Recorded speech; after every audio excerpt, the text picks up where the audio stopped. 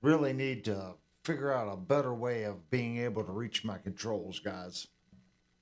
And before we get going, I do need to turn my control room amplifier off. Hold on for a second, guys.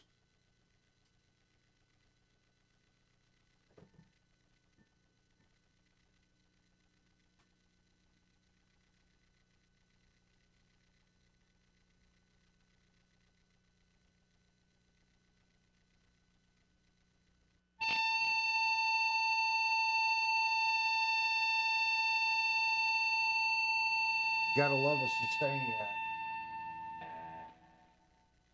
Sustainiac. Sustainiac. Oh, today, guys, I had planned on doing a lot of different things, but ended up getting really tied up on a bunch of different stuff. Didn't have time to do too much, if that makes sense. I come home. I kind of get into what took place today. I did talk about what happened to my truck. Um, I had to make a decision, guys. I depend on a vehicle for work. My vehicle has to be dependable.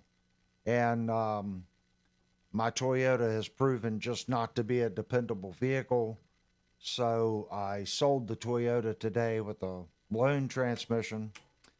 Um, just got out from underneath of it, and I have picked up a high roof van.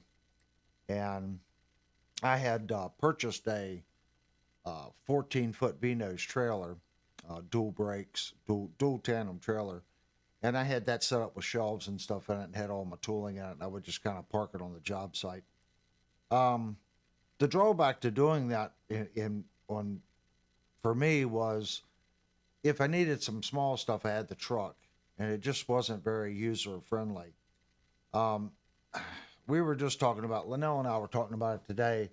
You know, should I keep the trailer and keep it as like the job site or the shop? You know, to where I have stuff that I don't necessarily need all the time. Just kind of keep it in the trailer, and then keep my the tooling that I use most in the high roof. I don't really know what I'm going to do yet, but I'm kind of wiped out. And I'm not going to even say, a lot of times people go, I don't want to go car shopping because you just haggle and they beat you up. And believe it or not, today I had a really good experience with the dealership that I was working with. I went in, just was up front, and I said, look, I've got a pretty much brand new Toyota. It's got 79,000 miles on it. Transmission's exploded, but it's under warranty. They're going to fix it. And here's the VIN number. Tell me what you give me for it. Vox said don't paint free candy on the side of it. I was going to paint it purple and pink and put flowers and put ice cream on it. Put the horns on the top of it and drive through the neighborhoods. So I went in. I was really upfront with them. But I had put a decent amount of money down on the truck, so I actually got quite a bit of money for the truck because thank God the illusion of Toyotas being good is still on everyone's for it's drastically tarnished since the Tundra engine debacle and now the new Tacoma engine debacle and their transmission issues. But the word isn't out yet on them, so I feel that the nameplate kind of got it for me. If The I would have word waited, probably doesn't need to be out considering you can't even get a transmission because they're on back order because they have so many to replace. that's the issue. Um, Even the dealership, they said, "Well, when are you expecting it back?" And I'm like, "said there are no transmissions to put in that truck. They're all called for. So it could be next week, could be 2 weeks, could be 3 weeks. What do you do? Well, I need the vehicle to work. So I've had good luck with Fords. I've had good luck with Chevys. The best vehicle I ever owned was a Nissan NV 2500 HD. It was a fugly looking automobile. It was pretty much a Nissan Titan front end with a van butt. It was the ugliest damn thing you've ever seen in your life, but that vehicle was flawless. Um, I hit something hit my radiator at about 100,000 miles and put a small pinhole in it and had to replace the radiator, which wasn't the truck's fault. The only issue I had with the truck was the driver's side window regulator. They had to replace that twice. And I'm hard on it because going down the road, you can ask Linnell, I'm always rolling up, rolling down. I'm a smoker. So I'm always rolling up and rolling down my window. In wintertime, I'll run down the interstate with the window half open and the heat on maximum. I am really bad for that. I don't know why, but I'm constantly fiddling with the window thing. And they ended up putting two in my Nissan. And I looked at the part and it was made light for the truck. The first time they straightened it because it bent, and the second time they ended up replacing it. Um, that was the only problem I ever had with that truck, and I had like 260,000 miles on it. And I was outside of Manassas, Virginia, and a tractor trailer hit it in the back, and it, when a tractor trailer hits you at 40 some miles an hour, there's no vehicle that's going to survive that and not be totaled. I did walk away from the accident. Insurance company give me what I consider was an unfair amount because I had just literally paid the truck off, and I was like, yes, and it was running fantastic. Um, it always ran. It never caused any problems. And I'm like, this is going to be a good vehicle. I'm going to get 350,000 out of it. I'm at least going to get another year, 2 years out of this vehicle. No problem. Put some money in the bank. And a tractor trailer hit it in the back end, totaled it. So I got some money. I bought another van. I didn't buy a new van. I bought a used van. And a period of 1 year later, another tractor trailer hit the vehicle behind me, and it was a container, the big shipping containers that tractor trailers carry. Um, I guess the securing clamps that hold it to the flatbed failed, and the container come off the back of the semi. It killed the guy behind me. It pretty much took the top of the cab off of his truck. It cut him in half, but it did slow the container down enough to where when it impacted my van, it saved my life, if it makes sense. So after that accident, I took my money and I bought the Toyota. I didn't want to spend what I just spent today on a high roof fan. And I tried to save a little bit of money. I tried to, not that the Tacoma I had was cheap. It was far from a cheap truck, but it was cheaper than buying a brand new high roof fan. So even though I bought the truck and the trailer was still cheaper than buying a 250 high roof fan by like 10 grand. I tried it. I just couldn't make it work. It was nice because I had a truck on the weekends. I could just take the truck, I wasn't in a van. But Linnell has a car, and really, I just need it for work.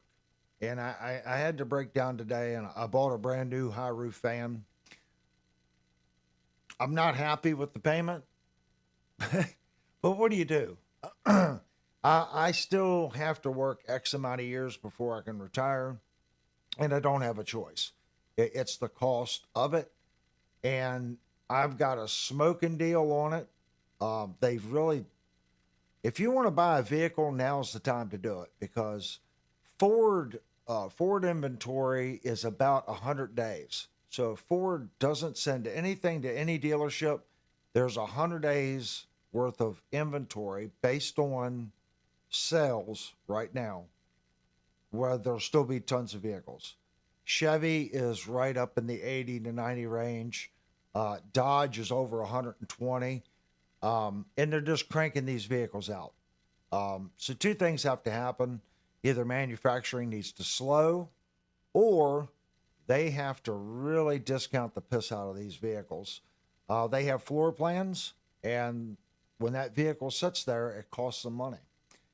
So I really doubt. I got a really good deal today, and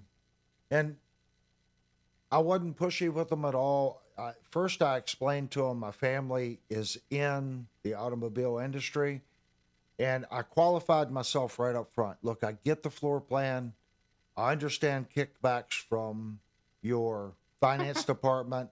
I understand all these inner workings of your delership. Kurt said nothing screams dork more than a van. LOL. You know, I've always drove a van.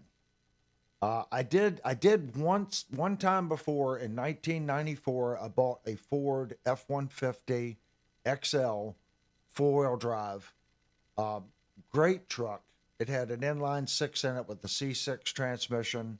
It did not have auto locking hubs. You had to get out but I drove that truck for 6 months, and I got it on a program number from my brother. He gave me a program number, and pretty much back then, program numbers were program numbers. You got a really good deal. Nowadays, people say, "Oh, I have a program number." It's just a little under invoice. An invoice, guys, doesn't mean that's what they're paying. It is what they're paying for it, but it's a really snake oil kind of business. Ford also gives them kickbacks on floor plans. If they have so many units, if they sell this, then they're allocated more.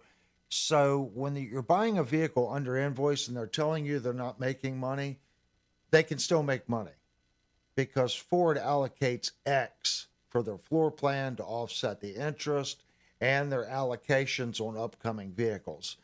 Plus, they make, let's say you've got a 700 credit score, okay, and they say they can give you a finance at 6%. Well, they're not going to tell you that. They're going to bring you in, and they might give you 7.5. So they're going to buy 1.5% of the percentage point, and that money gets kicked back to the dealer. Not all of it, but they might get 25% of that interest fee at 1.5% over 6 years. So that might be $1,000. It's called buying a point. You don't know anything about it. If you're going in to buy a car and you have really good credit and you see 8, 9, 10%, they're buying points, especially if they're showing below invoice. So they're getting that kickback to get that margin back up. I'm sure they got a point on me today, and that's fine. It all worked out. I'm in the position that I'm in. Okay, they took my truck in sight unseen. Okay, not even a picture, just based on the VIN number and vehicle history of Carfax. The vehicle hit a turkey buzzard about a year ago. They had to put a front bumper on it, a headlight, a grill, straighten the fender, straighten the hood. It was like almost $3,000 worth of damage, and all I did was hit a bird. Now, granted, it's a really big bird, but it really messed up the truck. Plus, they've redid the whole rack in the front of the truck. It's had that replaced. And it's all under vehicle history on what's been done to the truck through Malloy, where at the place I bought it, and of course the transmission. So I don't know if that helps the truck on their end as far as resale.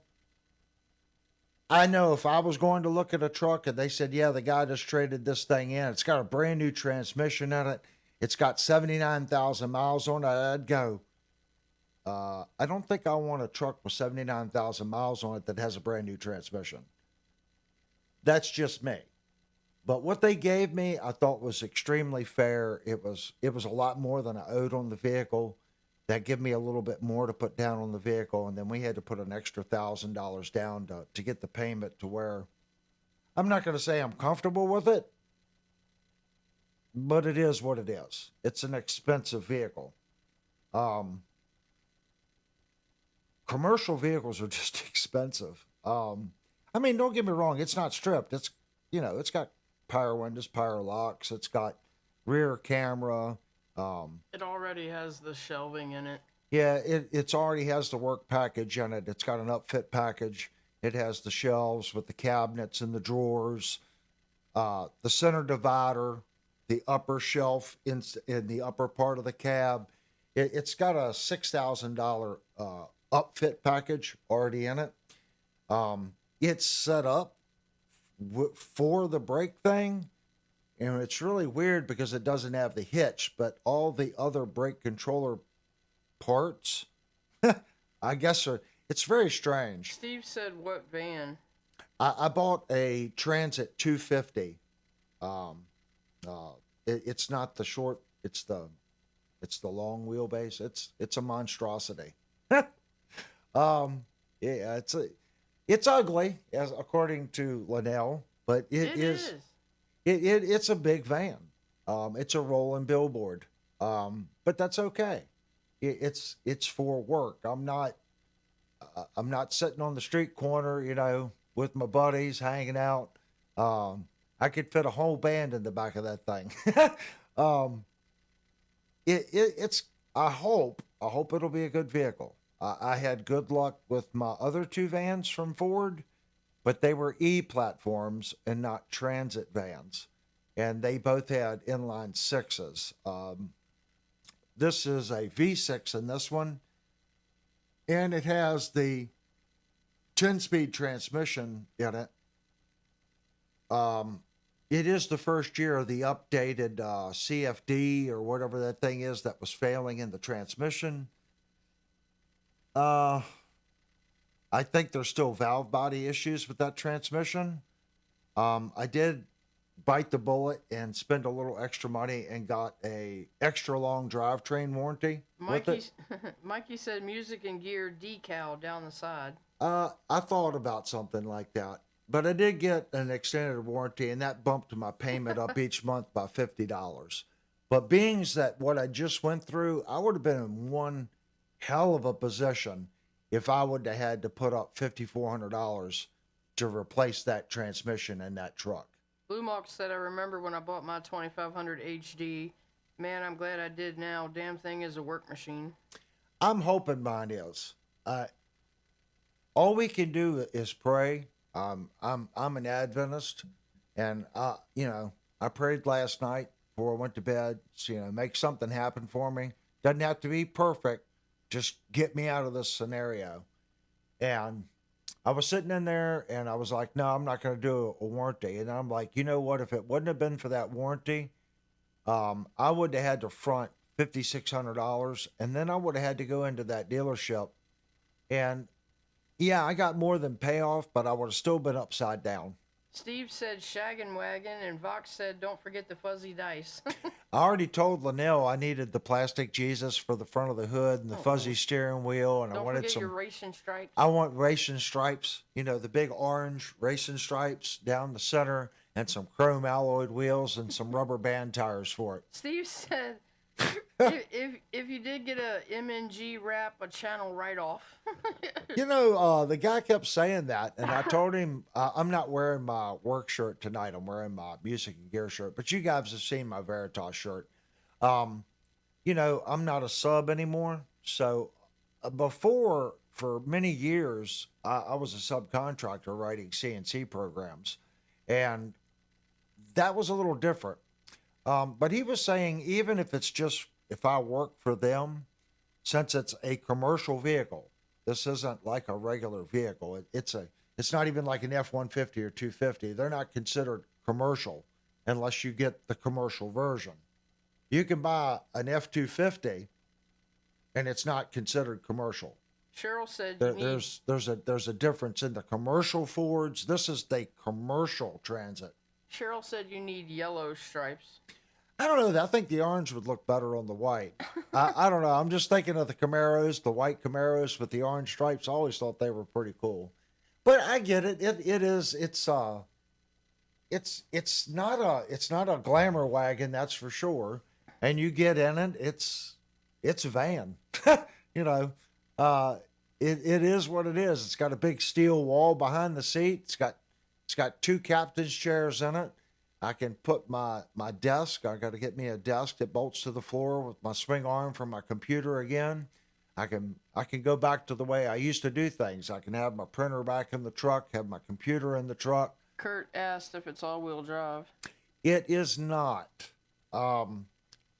They had one, but and they would have worked me a smoking deal on that too.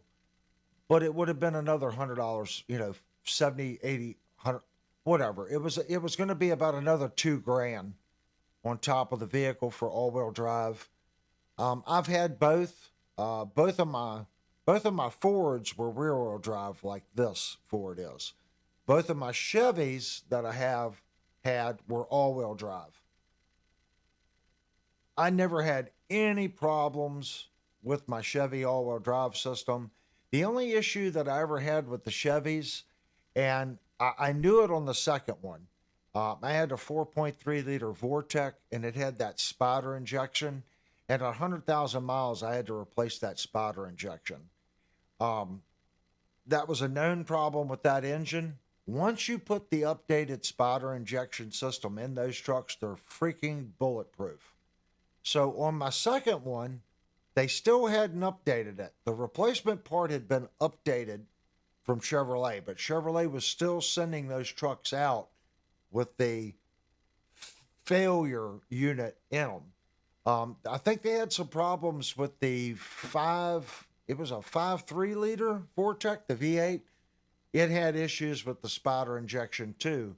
The reason it was a problem is the fuel regulator and the fuel injection lines were inside the manifold, intake manifold. So you had to disassemble the top of the engine to get to it.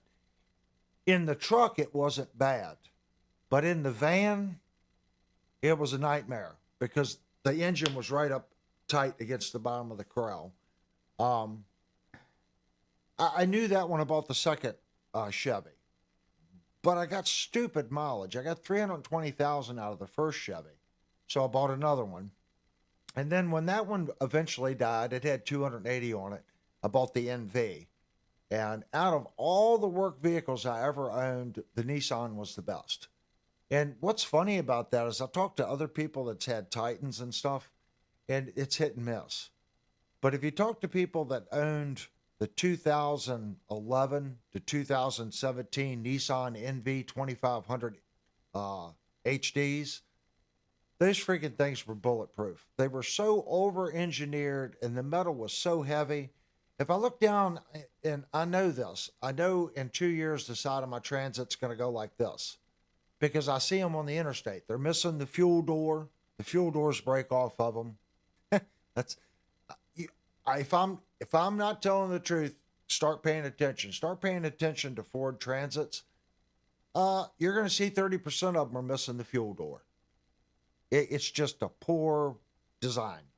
The next thing you're going to see is down the side panels of the van, you're going to see a lot of dents in it. It's really, really, really thin metal. So I'm going to have to pull all the shelving out of mine, and I'm going to have to laminate the interior with Luan or some type of fiberglass polystyrene type product, and get that attached to the side panels of the van, and then put my shelving back in it. If I don't, I'm going to have problems. Steve said transportation for the band gear. Guess Avery's on a mission from God. You know, I always use my van. It used to be a pain in the butt, man. I would get home on Friday. I would leave work early. I would get home about 3 o'clock, unload my van, put all my tooling in the building, then pull up to the house and unload my amp, because I had the mixing board and I had the amplifiers in my amplifier, my rack. And the singer, he had the PA speakers and a bunch of other stuff and the microphones and the stands. The drummer, of course, he was, I got all the drums. And here comes the singer carrying his microphone in. He was I'm not going to say he was I guess he was the smartest person in the band, because literally all he had was a microphone and a stand. He'd come in, he'd set his little stand up, put his microphone in. Okay, guys, I'm ready. Hook me up. I used to get so pissed off because he showed up in like this little rice beater car with, little subcompact, got his microphone, got a stand. Here, Mike Gatchell, the guy I played with, he had a conversion van. Back then, the E-Series vans, they didn't make high roofs, but they made the ones like the ambulance that had the big fiberglass top that stuck up 2 foot. That's what he had, the doors on the back. So we would show up in these 2 big commercial vans full of crap, and the drummer had a truck with a cap on it. But I'm never gonna play out again. But that's the deal with my truck. If you have a Tacoma, and you're using it for, I guess, happy homeowner stuff, the truck might be okay. But if you're using it for a commercial application, it's the transmission and stuff in the truck. It really isn't built for commercial use. And I know some people are going to say, "Well, duh, it's not a commercial truck." When you pay $40,000 for a truck, okay, it should do something. You shouldn't be replacing the transmission at 79,000 miles. And it's not like I pulled the trailer every day. The trailer got pulled twice a month. So it should have been able to handle that. And you can ask Linnell, I babied that truck.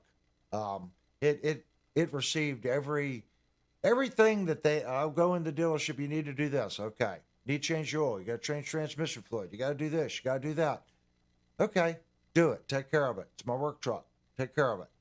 I'm not saying it was the cleanest damn vehicle, but maintenance-wise, tires, brakes, fluids, I took care of my truck. And I didn't drive it like an insane person. I didn't slam on the brakes. I didn't drive like Fittipaldi coming out of the stoplights. I babied the truck, try to get good gas mileage. And it just seems bad to me. I hope whoever has a Toyota that's listening to this, I hope you get good luck with it. I hope the V6 and your 8-speed goes like the old ones.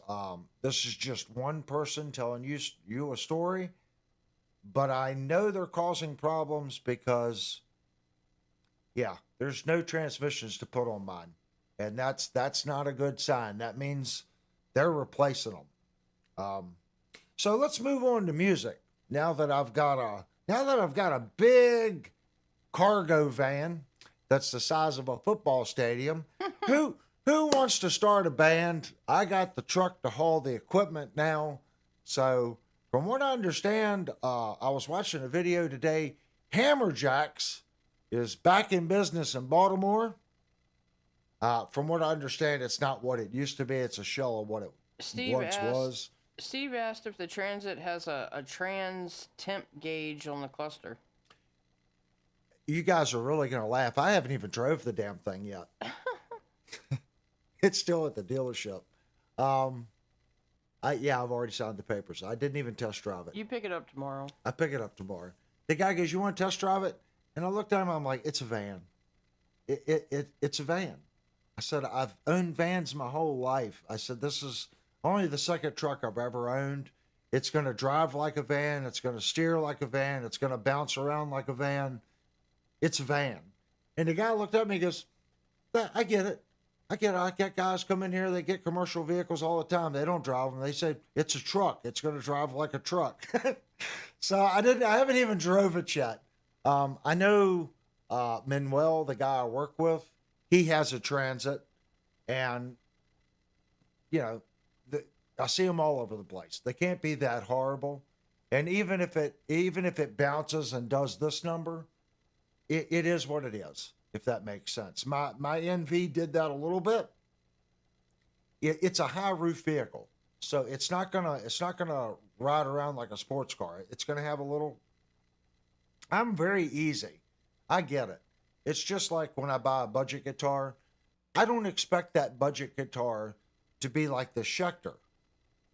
It's about price point. When I buy a high roof van, it's really tall and the long body. I don't expect it to ride and drive like a Mazda Miata. It's not going to carve turns going, down a curvy road. But it should be able to carry weight, and it should be able to pull weight, and it should be able to carry my tools. That's what I needed to do. I don't need it to do anything other than that. And the guy was telling me that guys with them loaded average 20 to 22 miles to the gallon with an average payload on a 2500. Dude, if that damn thing gets me, this is no lie, if I can get 18 miles to the gallon with that Transit, with my tools in it, I can already tell you it's 1000% better than my Toyota. Because my Toyota only got 19 when I babied it. When the factory tires, I could get 24. But I put 10-ply tires on it. Well, it didn't really go by plies anymore, but I put really heavy tires on it because of the trailer. I didn't want the tires to squish. And then I bought a trailer. My trailer is dual tandem. So there wasn't much tongue load on the Tacoma. I really thought ahead. I knew, look, this is a mid-sized truck. I need a trailer, dual tandem, keep the tongue load off. It was a Category 4 hitch on it. I had a nice step-down ball receiver, a B&W, nice hitch, and I had a Red Arc brake controller, proportional brake controller with drag brake. How heavy is your trailer? It's pretty heavy. I'm surprised Toyota didn't say anything. I know I'm way past the 5,000 pound thing, and the truck. Well, maybe not. The Tacoma was rated for 5,500 pounds, so it's a 12-foot V nose. So it's 14 foot 2 inches from the door to the tip of the nose, and I mean I got some tools on it. But it's not a big trailer. The issue the Tacoma had, it had 8 speeds, and it hunted for gears without the trailer on it. It would shift into fifth, and it would shift down to fourth just going down the interstate at 70 miles an hour. Because where I live, it's not like Pennsylvania. It's not mountainous. It's not like the hills of West Virginia, but I do live in the Shenandoah Valley. So I have to go over the one mountain. It's not really a mountain. If you live in the mountains, what I go over is not a mountain. But in this area, they call it a mountain. So with the trailer, that thing would shift into fourth, and it would be tacking 3,200 RPMs till I got to the top. It would shift to fifth, and it would hold fifth most of the time. On flat ground, it would shift to sixth with the trailer on it. But I would average 12 miles to the gallon pulling the trailer. That's horrible. It's horrible. Sometimes as low as 10. If I went to Ohio to run the CNC machine up in Ohio, I got 8-9 miles to the gallon with the trailer behind it. Unloaded. An empty trailer. About 10 miles to the gallon with the Tacoma. That's horrible. So when he told me he's got people getting these and they're getting like 20, that has an average load, I'm like, dude, I would be happy if I put my basic tools in this thing and I get 18. Because that's only 1 mile a gallon less than my Tacoma was getting. And I've got a full commercial vehicle. If I get, I'll be honest with you, if I get 15 miles to the gallon, I'm going to be tickled pink. That's what my NV got, and that NV was, well, it's going to be just like this one. I'm going to have everything in it. My NV got 15, 16 miles to the gallon. It wasn't a powerhouse, but it would go 90 miles an hour down the interstate. It might take it, a little while to get up to that speed, but it was a good truck. And I expect the same out of this one. If I can, like I said, I'm reasonable. So if I get anything close to that, I'm going to be really happy with it. As happy as you can be driving a billboard down the road, if that makes sense. So that was my day today, guys. I went car shopping, and hopefully I'll get 5 years out of it. And you guys are like, 5 years? That's about 5-6 years is about what I get out of a vehicle, and then it has 300,000 miles on it.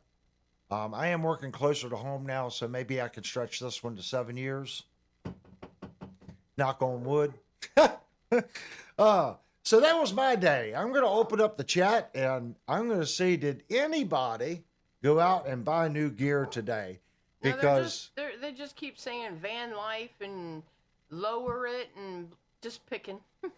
actually, I'll probably, what I did on the NV, I put bags in the front, and they're not designed to really, well, I guess they do help the load. What is it? Firestone makes these bags that install inside the springs. And I did that on my NV, and it really stabilized the front of my NV. Because what ends up happening on these 2500s and 3500s, when you load them down, the van isn't going to ride like boom, boom, boom. That's what they ride like unloaded. Jupe said you're getting too old to drive 90. Well, when you load these heavy vehicles down that have a lot of leaf springs and stuff, they have a tendency of doing what's like a bounce, okay? Because the leaf spring moves and the coil spring's so heavy. And I talked to a couple people, and they told me about these Firestone bags that they put inside the spring. And what that does is it dampens that spring, and it takes some of that bounce out when you have a lot of load in the vehicle. So I did that in the front, and we put the little miniature airbags on the leaf springs from the bottom of the frame to the bottom of the 2500 leaf spring. And it stretched. It would go under compression and then under tension back and forth. And it was designed to take that bounce out. It actually worked really, really, really well. Does it help with load? They said it does. I think it helped more with just stability when you hit bad spots in the road. Well, we're going to see. Like I said, let me drive it for a little while. See if I got to do that. I don't want to do anything to the vehicle that I don't have to. It's a work truck. I didn't buy a sports car. If it gets me back and forth to work and allows me to get my paycheck, it's doing its job. So that was my adventure today. So what did you guys do? Did anyone else go car shopping today and spend way more money than they should have spent? Jupe said that earlier that the snowstorm that's coming that way, he said that he's supposed to get 25 to 30 inches on top of what they already have. Oh. How much snow do you still have, Jupe? We had a warm last week. We still have snow piles where we piled it up, but there's no snow laying where it wasn't piled up, if that makes sense. It's mostly all gone. Yeah. So I know New York, what they call it, 24 inches in New York or something? No, maybe it was 13 to 16 in New York. I was watching a thing today on it. So winter hasn't left us yet, guys. Remember, it's the end of February. March can be a cold month. So, and get ready, everyone, as guitar players, don't lose your Allen wrenches. Because here in April, everyone's going to be, dialing in their truss rods.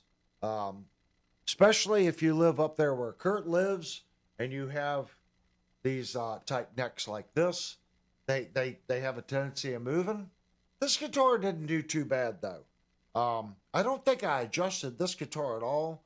I think Linnell's blue one, I had to give it one turn in between the strings. Jupe said we still have side banks of 10 to 12 inches. Oh my gosh. So, and they're calling for how much? 24? 25 to 30 inches. Well, Jupe, when you retire, you let me know where we're going, and we're gonna start a. You know how retirement communities they'll have a golf course. Jupe and I, we're gonna go in and invest money. We're gonna start a retirement place for musicians, and it's gonna have a pavilion, okay? And we're gonna have extra power there, so you can plug up all your half stacks and all that. And there's not gonna be a noise ordinance at the pavilion, and we're gonna have everything music. And we'll try to talk Sweetwater into putting a Sweetwater store in. They've been talking about putting one on the East Coast, so maybe we can have the Sweetwater store, the pavilion, and a housing project around it for plus 55 people that are retired musicians. Steve said, "Is that freaking screw fixed yet?" On the Schecter, no. I'm not going to fix it until I got to put strings on it. When I go to put strings on it, it is very close to the strings. It's very close. It'll probably hit the strings tonight. It doesn't seem to be moving as much this winter. It moved more in the summer. So that's kind of weird. Before, I couldn't play it more than a night and a half, and the pickup would rise and hit the strings. So when I put strings on it, I'm going to fix it. I'm not going to waste a set of perfectly good strings. Just go in there and put toothpicks in those holes for those screws for the pickup. That's the only issue that I have with the guitar. I can live with that.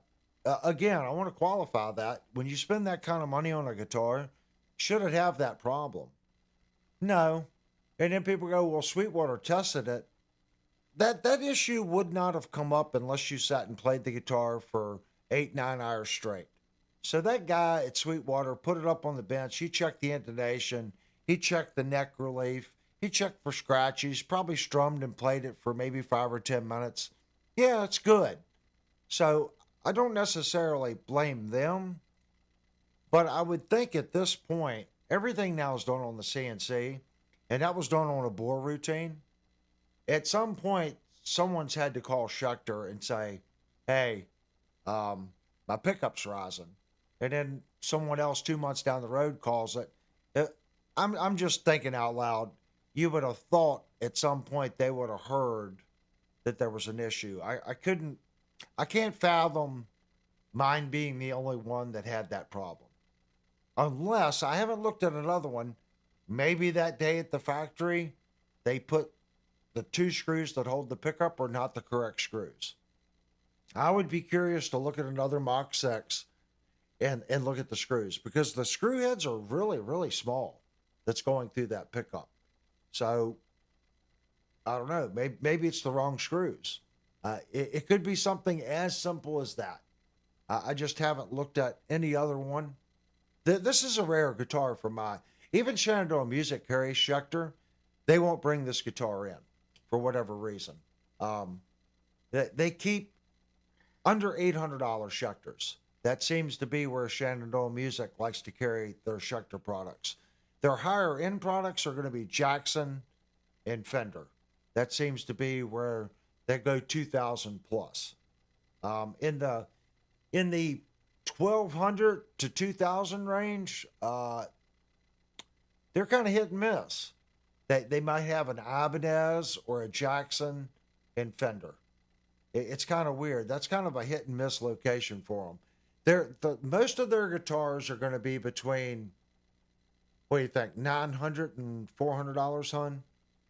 Probably. Yeah, and I can kind of agree with that. That's going to be the target number for a music store. They're going to sell more of that product than anything else. But it surprises me how many Fender Americans they sell. They usually always have 5 or 6 $2,400 plus Fenders in there. And the stock rotates pretty quickly. I'm kind of surprised how many Fenders they sell. I wouldn't have thought Fender would sell that well, but they seem to do pretty well with it. And again, every store is going to be different. You're going to want to stock what sells. Steve said, Avery, if you strum with your teeth, you would have to replace the strings sooner. I don't know. I watch those guys do that. Stevie Ray Vaughan, I think, did it once. I think Yngwie Malmsteen's done it a couple times. For the life of me, I can't understand how they do that. It's got to be some kind of gimmick or something they're doing. I don't know. Maybe they just hold it up and it just looks like they're doing it, and they're just playing hammer-ons or something. I don't know. To me, it's got to be some kind of gimmick. I've seen that done though. I don't know what they're doing, if that makes sense. So I'm assuming I didn't see any messages saying someone bought a new instrument or bought a new car. So at the beginning of the stream, I had the Sustainiac on. I did kind of play around a little bit, change some settings.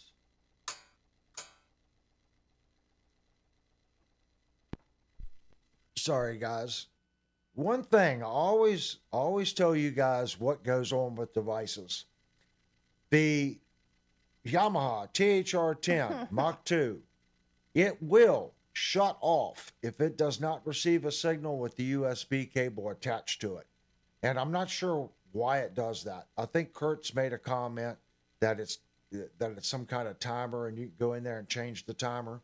That's the only thing I dislike about the amp.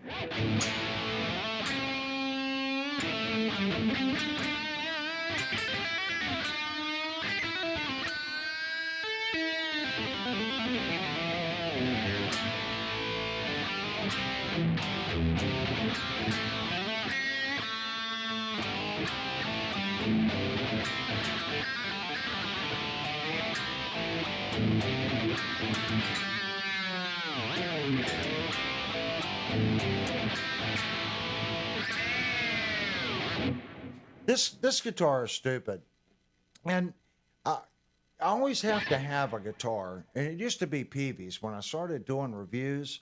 I always had a good guitar to play, and I would base guitars off playing my Peavy's. And a lot of people, oh, you're gonna base reviews off of Peavy's. I have some nice Peavy's, and they always played well. So now I have this guitar. This is a phenomenal playing guitar. So now when I base reviews, I got a little bit more experience.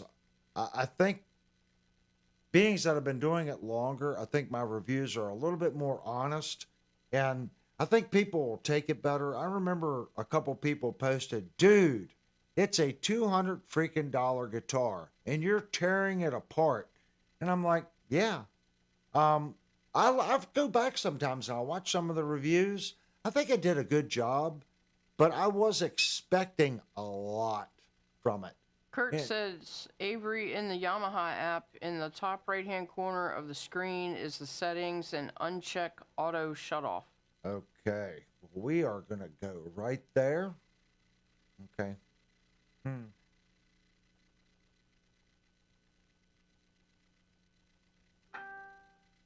Okay. There's the Yamaha app in the, what did he say, right-hand corner? In the top right-hand corner of the screen is the settings. I just clicked the little settings button. And uncheck auto shutoff. Oh, right there it is. Auto shut off has now been turned off. Okay, everything I just said about the Yamaha just automatically cutting off, just never mind that because I'm an idiot. Guys, that's what I want to be, the best channel I can possibly be. I don't have the answer, for everything. I can give you my experiences and what I see in the product. Okay? That's what the comment section's about. Kurt has helped me so many different times. Guys, if you have studio questions and recording questions and board questions, it's not just me. I know for a fact Kurt is extremely talented. That's what's nice about the group. There's somebody else in here that just does guitar wiring or is really good at figuring out speaker loads and stuff like that in cabinets. Together, we get a really good picture of what's going on. That's what I really like about the group. Everyone has something that they're really good at. I'm really hoping when spring comes, I know Kurt's up in Michigan, if you guys don't know, and he has a separate trailer that's completely full of his music gear that he's completely converted over. That's his studio. And it's really cold up there. And I think he told me that once spring comes and he gets out there more, we're going to have Kurt on the stream, and we're going to do a tour of Kurt's working studio. And it's pretty cool. I think that's going to be fun. Again, if you guys are doing projects and stuff and you want to show off your place, you know, your amp setup, your mic setup and stuff like that, just go to Discord and say, hey, I want to be part of the stream. And we can do a walkthrough of your studio. And you can go through, maybe you've got some vintage guitars, you know, that you want to show off, that's your pride and joy. That's cool, man. I do it all the time. I've shown you my Kramer, my Peavies. I like my old vintage gear. You know, I'm happy that I didn't get rid of my Peavies. You know, there was a time it's like, oh, you know, I'll just get rid of them. But now looking back on it, there's so much history in that old equipment that I have. It's just like some of my rack mount stuff. I was saying, do I really need it now that I have the wing rack? How much am I going to get for I've got two ART rack mount tube preamps, mic preamps. How much am I going to get for those? The tubes in them are probably 10 years old. I get 50, 60 bucks for them. Why sell them? Do you see my point? At that point, there's no return on it. Now, if I ever want to go back, if I want to, maybe 10 years from now, people want a certain sound and that particular piece of equipment gave you that sound, I still have it. I can put new tubes in it, and it's all my stuff's like brand new. Just like my DBX1 units over here by DBX. What am I going to get for it? 100 bucks max on reverb? 50 bucks? At that point, I'll just keep it. The units, they have no scratchers. They're like brand new, mint. My 286 line channel strip, used, I don't know, 150 max. I'll just keep it. I can repurpose it to do something else with it, if that makes sense. So I'm not going to gain anything other than ask a bunch of questions and have to box it up and then have to ship it. It has really, I don't want to say it has no value, but it has more value just sitting in the rack than it does me going through the rigmarole or listing it and packing it and selling it. And then it get there and then there might be a problem. I'll just keep it. So if you've got stuff like that, a lot of people tune into this channel because of all the old rack stuff. People are interested in that kind of stuff, man. It brings them back to when they were playing live. I only have a couple things. There was so much kick butt equipment that was used in the late 80s and 90s. I can't even think of them all. And it's stuff, it's like, people say, well, I got one of these. And I'm like, what is that? And then they'll say, I'm like, oh, man, those things were freaking awesome. And he's like, yeah, I got one. It's brand new. It's mint. And I still play through it. That's kind of how I feel about what Kurt hates. About my SGX 2000. I still love playing through it. Is it perfect? No. But it kicks ass at what it does, if that makes sense.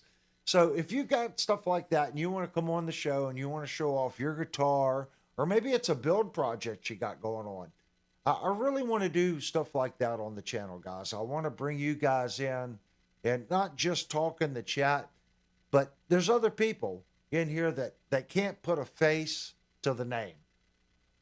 You know, when I'm talking to Kurt, I can see Kurt's face. When I'm talking to Devastator, I can see Devastator's face. Does that kind of make sense? I've seen them. So when I see the name, I'm thinking, okay, I've talked and seen them on Discord. When I think Trucker Bob, you know, I think about Trucker Bob in Walmart, us taking the picture together when he won the Fender. That's just the picture I get. I see Trucker Bob talking and his tractor trailer sitting behind him, and you know, he's talking about just life. So when I think Trucker Bob, that's the image I get. And I get the image of him going like this, oh man, that thing's awesome. You know, that's what I see. Now, if you guys know Trucker Bob from somewhere else, you might have a different mental image of him. But that's the mental image that I have. So the more the community does that, the more it kind of starts to feel more like family and not just people that you talk to on a stream, if that makes sense. There's an interconnection there. So I really want that. And I get it if you guys, hey, I got the face made for radio. I do too. I got the face, it's a perfect face for radio. And I got the perfect guitar playing for not radio. uh, I get it. If you're not and you're camera shy, I was too. Go back and watch my very first Firefly video. I'm looking at the floor and I'm talking very segmented. I eventually just got to the point where I don't even think about the camera. I don't. I just sit here and I talk to you, but I really wish on the screen, instead of seeing me, I could see you guys, if that would make sense. But now I know you guys are paying attention. You're carrying on your own conversation. And I think back at the chat and people would say, you know, when you're doing the reviews, I feel like you're talking to me directly. You're speaking, you know, complicated enough to where you're getting your point across, but it's yet simple enough to where everyone can understand it. I try to do that. Sometimes I misspeak and I'll call things the wrong technical name. But I think you guys know what I'm talking about. And if someone wants to be, you know, a butt and call you, oh, yeah, that's not what that's called. It's actually called this. That's fine. Yeah, 99% of the time, I think you guys have, if I mislabel something or I call something wrong, I'm really bad for saying, oh, we were in the bridge pickup and I'll say we were in the neck or something. I'm bad for that.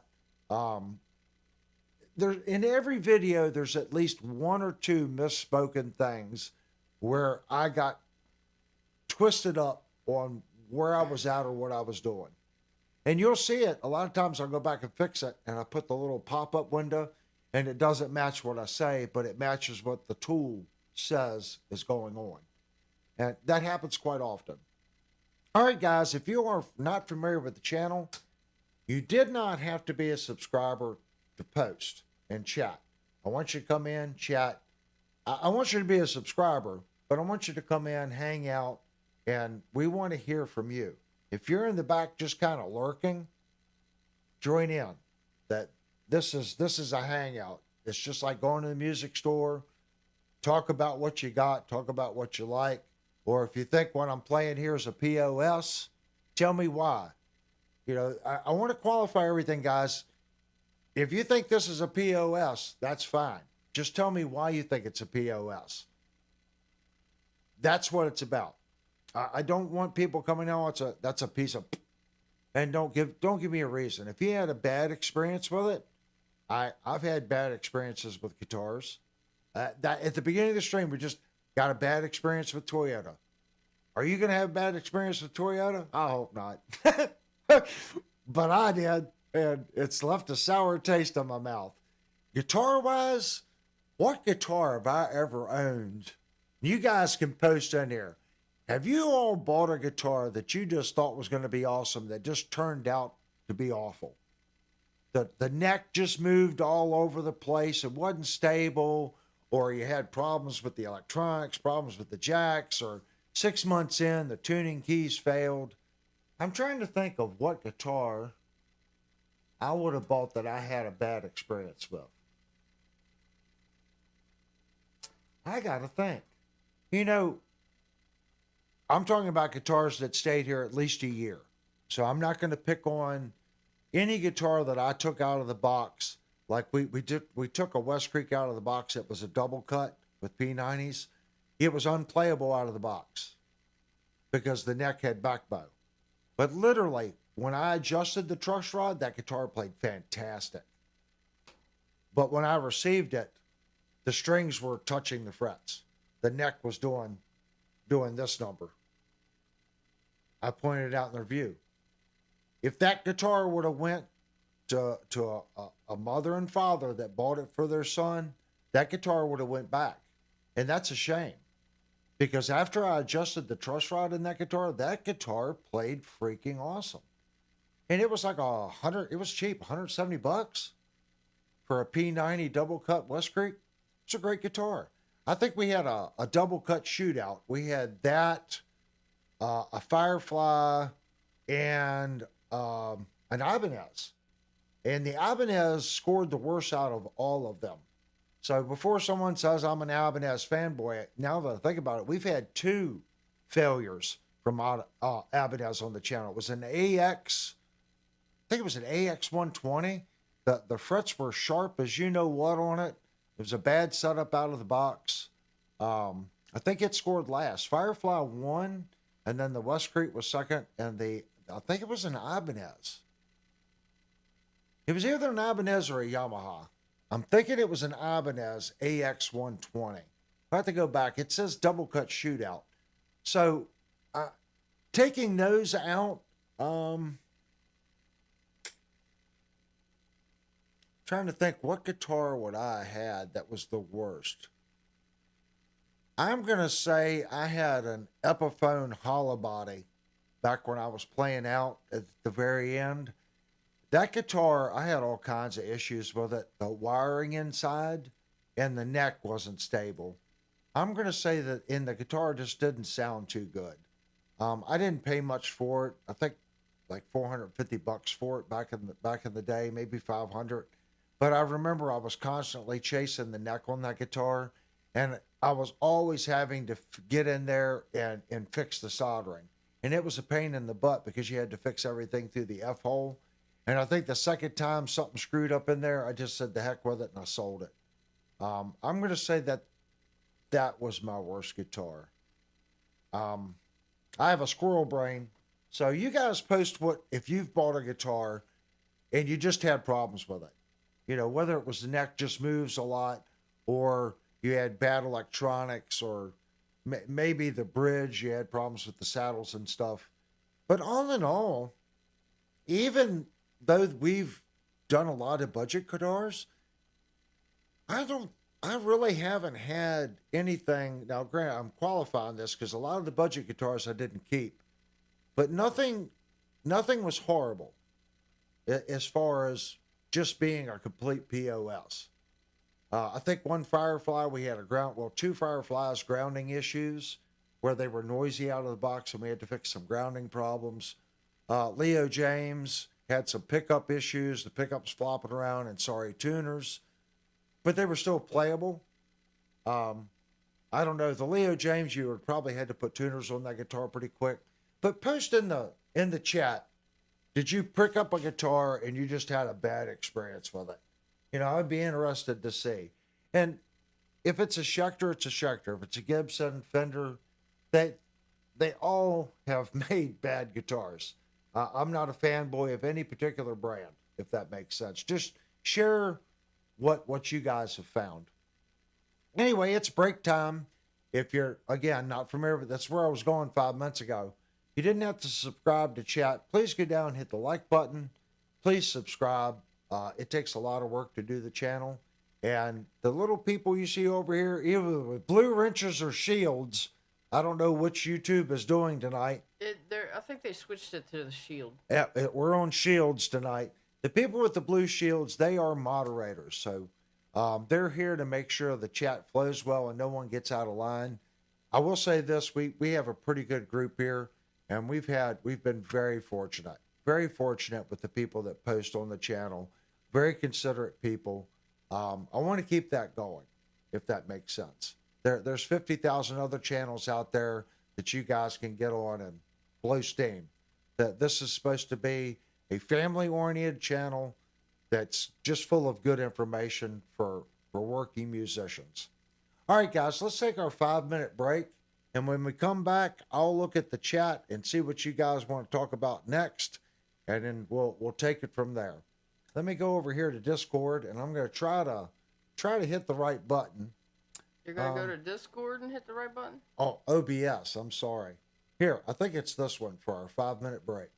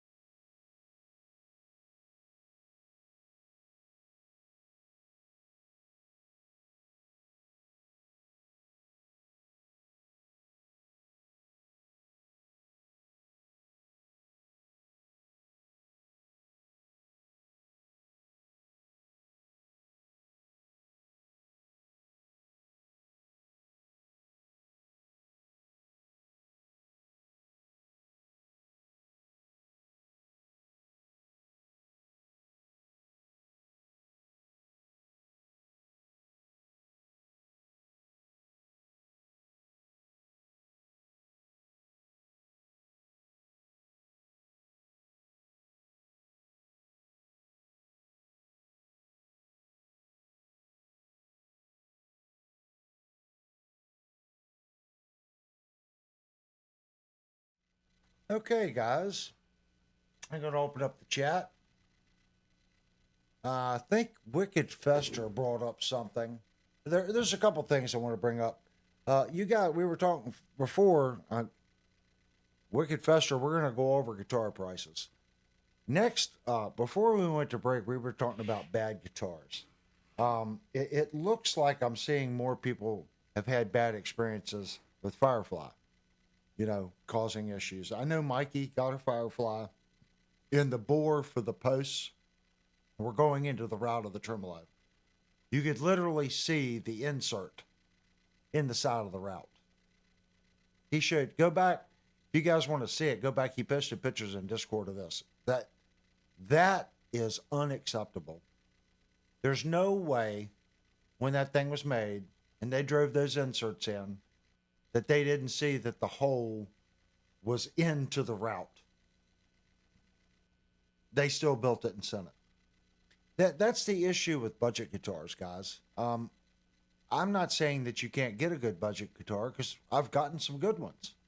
The issue is it's only as good as that production run.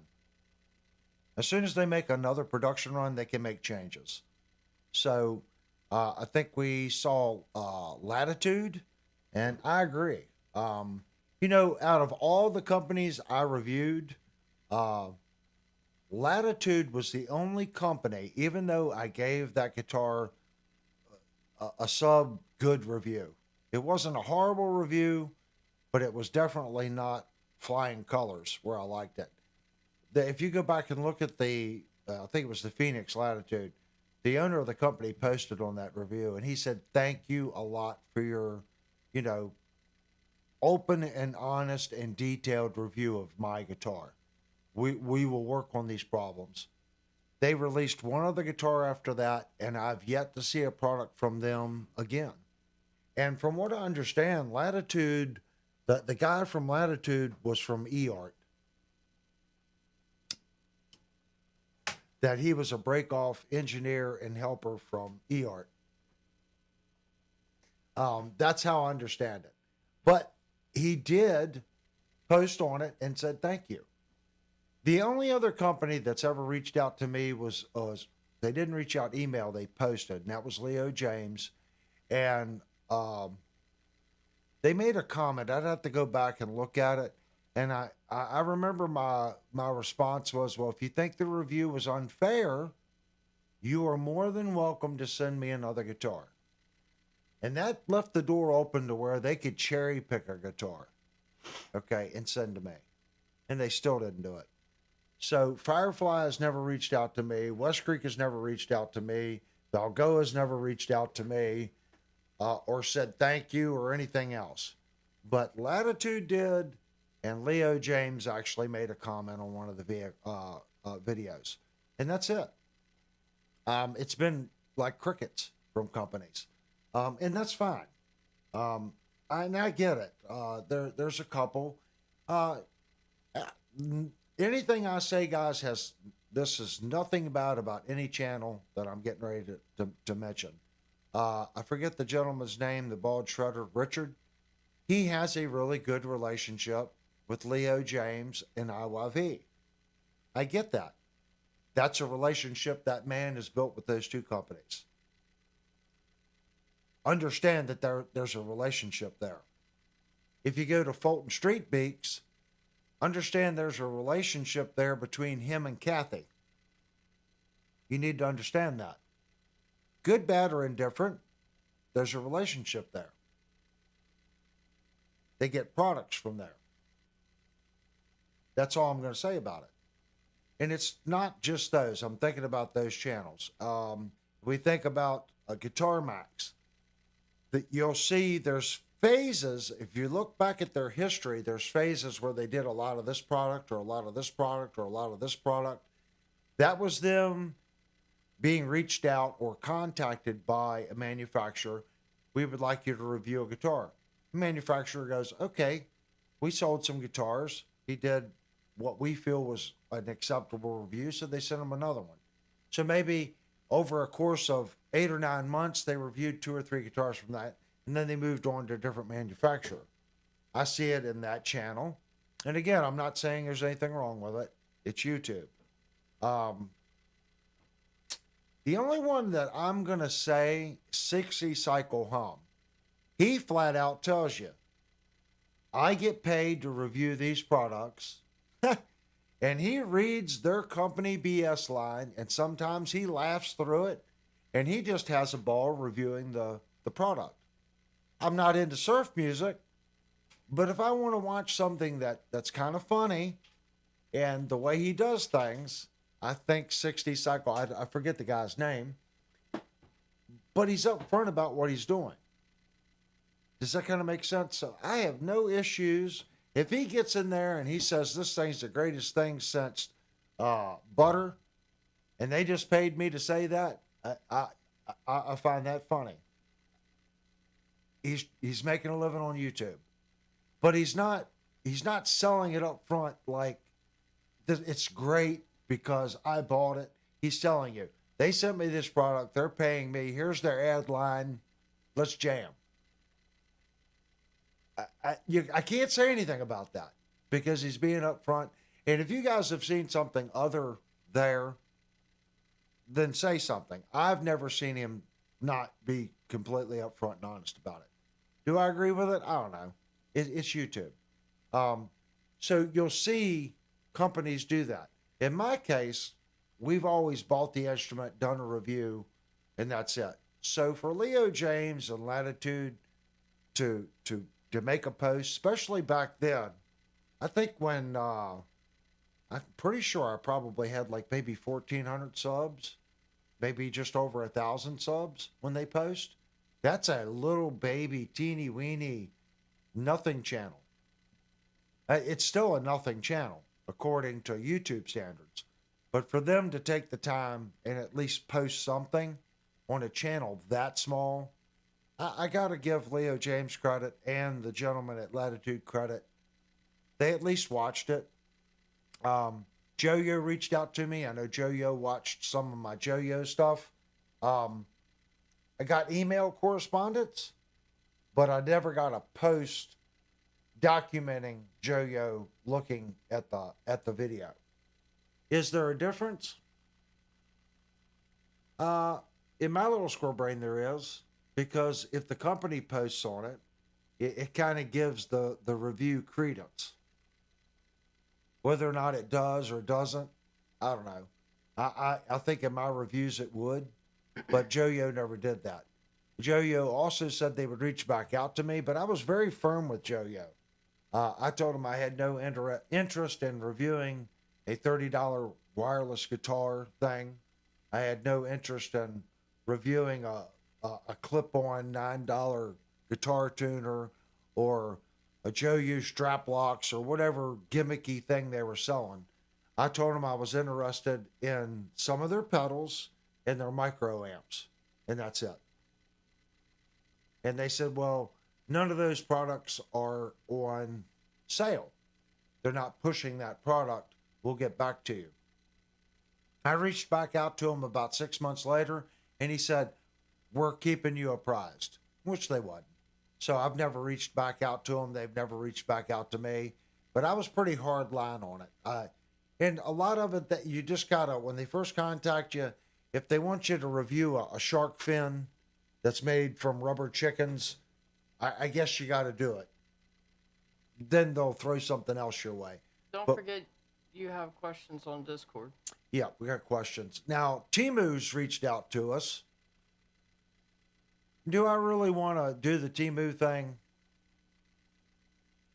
No. I mean, you can't spend $20 on a pedal and think you're getting a great pedal. It's a $20 pedal.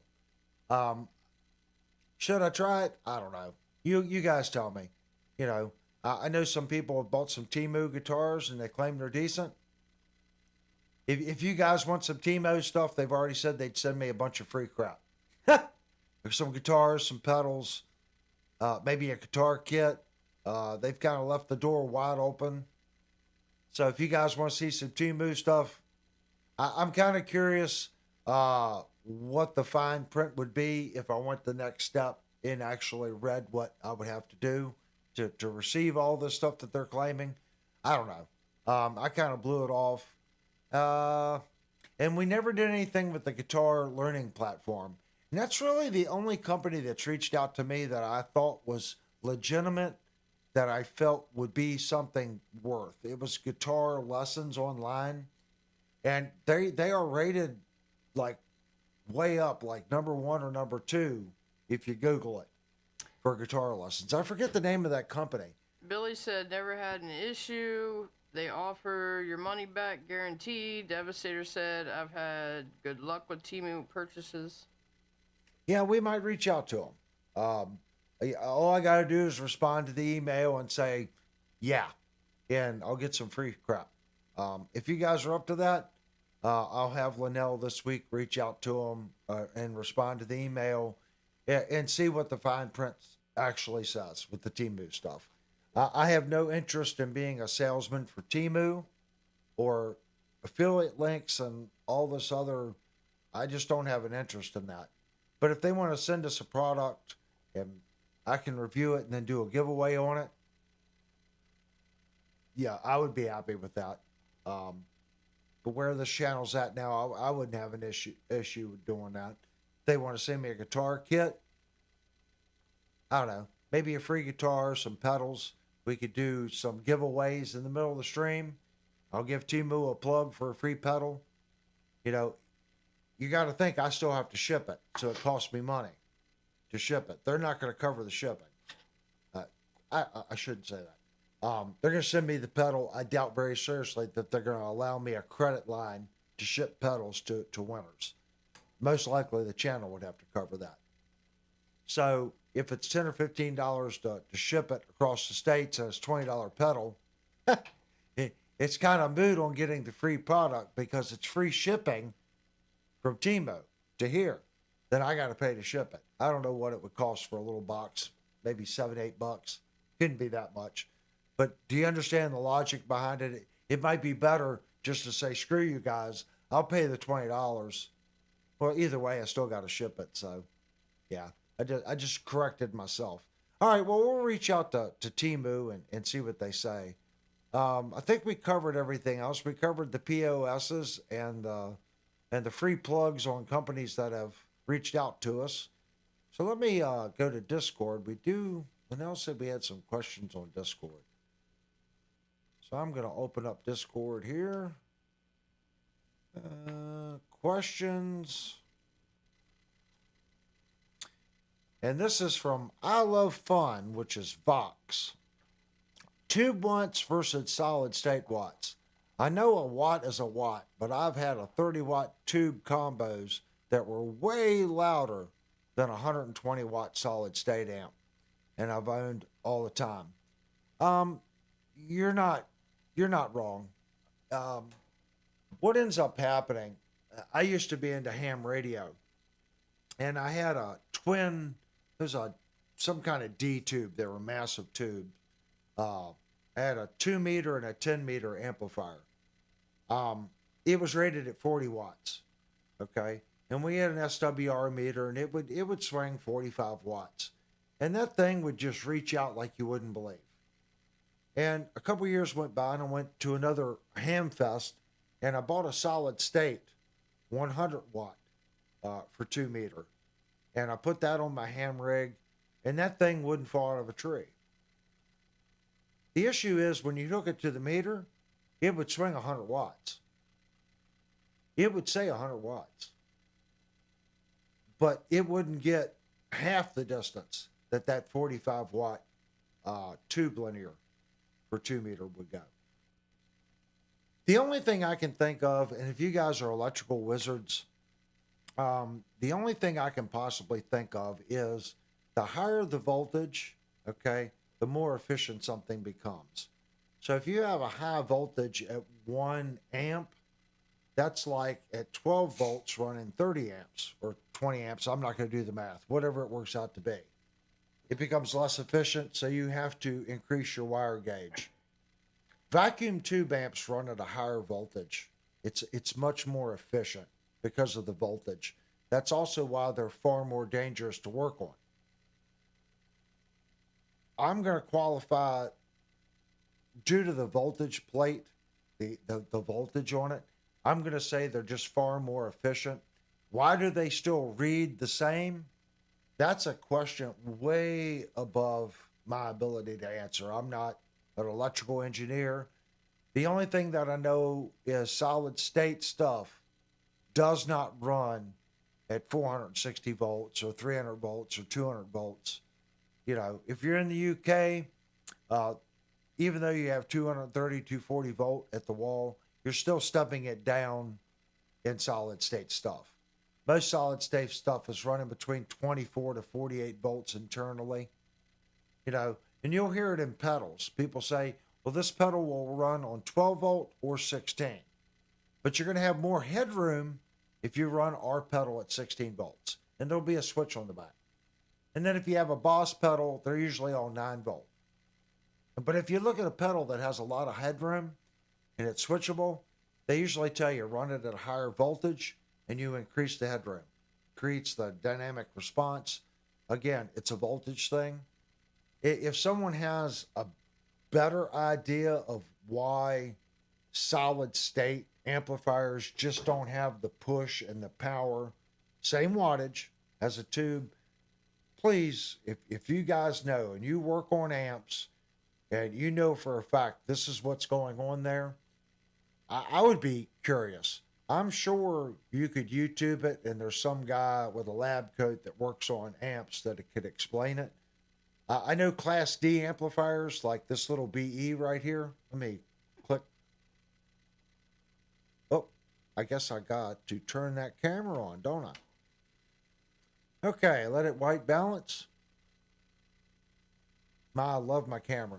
Now this is a Friedman BE, and I know it's got a Class D amplifier in it.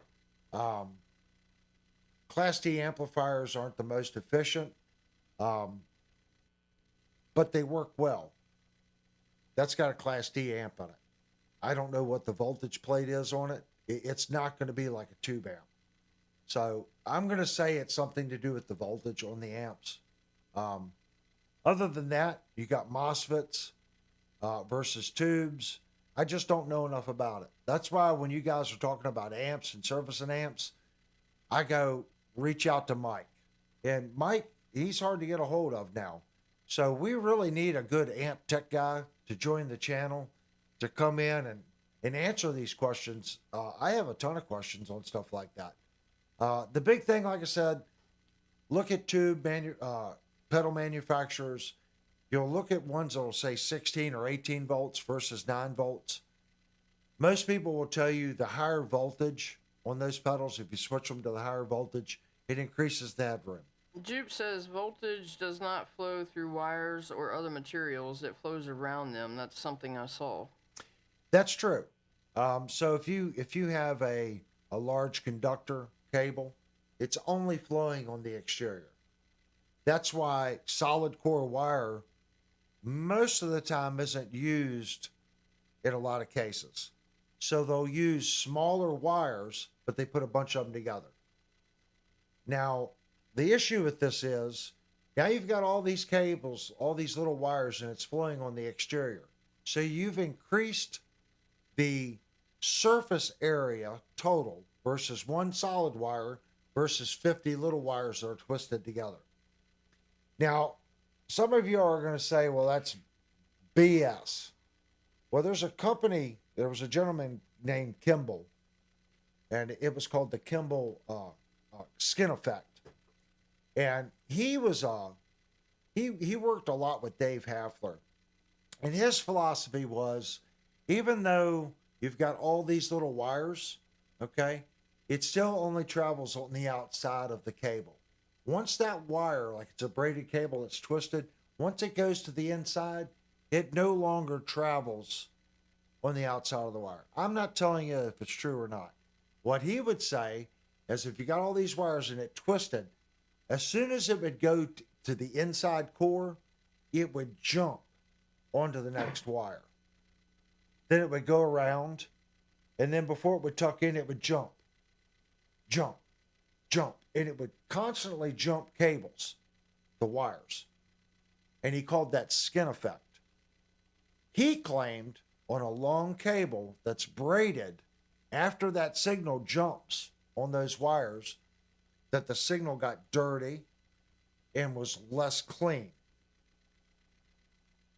So he did cables, and he also believed the thicker the wire, okay, even though it's traveling on the outside, lower frequencies. If you had a terminal and you put a real thin wire, a medium wire, and a thick wire, and you gauge the with an O-scope on the other side, more low frequency signal would go through the thicker wire. I want to qualify all this because he also owned a cable company. You get a lot of ad BS. We've got the pickup that accentuates this band and blah, blah, blah, and it's all sales jargon BS. We've heard it from every manufacturer. So did Mr. Kimball just come up with a bunch of BS? But that was his philosophy on it. He called it skin effect. How much truth there is to it, I don't know. I've used braided cable my whole life. If you ran that wire at low voltage, 100 foot, you're not going to have any voltage anyway at the end of the cable. The lower the voltage, the shorter the distance. It just dies. Your house, you have this problem. Your house current comes from the pole inside, and you have two legs of 120 volts, okay? Because it's stepped down at the street. If you then turn around and come out of your service panel, 200 foot out to your garage, check the voltage at your plugs. You're going to have 109, 105 volts. Why? Because the voltage decreases. The further that voltage travels down that wire, the more it. Solar. I have solar in my backyard. My input to the house is 460 volts. Why? Because I could use a smaller cable and I had less loss in yield. I could have come in at 24 volts, but I would have had to use a copper cable 5 times thicker and 10 times the cost. So I added my panels. I ran them as an array, back to back to back to back to back. So I'm at 460 volts, but I'm only getting like 10 amps or 15 amps max. Where if I would have went 24 volts, I would have been coming in at 60 or 70 amps or whatever it works out to be. The higher the amps, the bigger the cable. Okay? The lower the voltage, the larger the amps, the bigger the cable has to be. Since I went high voltage, I could decrease the size of the cable, less voltage drop, because out at your street, it could be 1100, 1200, 1600 volts, because that can go further before they have to step the transformers. All that being said, our guitars, there's no voltage there anyway. That's my point. It's not like there's a ton of voltage there. We put these caps in, and the cap will read 250 volt cap. Well, there's never going to be 250 volts in your guitar. When you're buying caps for your guitar, you just want to look at the letter. And I don't know for sure, like a J. I think J is what I try to buy, and I think J is 10%. If someone knows what the letter coding, or G, I think it's J. I try to buy stuff 10% tolerance. That means if it's rated to be 0.47, it's going to be within 10% of that. You get on Amazon and you look at an orange drop, not all orange drops are the same, and it's $1 for this thing. It's probably a really cheap capacitor that has maybe a 20% drift. You might get one that's 0.04, 0.04, 0.045, 0.05. It could be kind of all over the place. So you spend the extra money to get the tolerance tighter. Does that kind of make sense? But there's no voltage in the guitar. So how much truth is there in the whole voltage thing in your guitar? I don't know. I'm just pointing it out. I want to cover both sides of the fence at all times. It's what we were talking about shielding last night. I get it. Unless you're playing at a really bad place with fluorescent lights and stuff, you're shielding your guitar. I think it does something in bad situations. Is it going to make it sound better? No. But if you've got really dirty current, bad transformers up in these fluorescent lights. Shielding your guitar and buying shielded cables does make a difference. Which would be better? Would I rather have a shielded guitar and a non-shielded cable, or a non-shielded guitar with a shielded cable? I would rather have the shielded cable, because that's one big long antenna running over to that amp. I got a little tiny spot in my guitar. I would rather have the shielded guitar cable. So if you're having issues, first buy a good cable.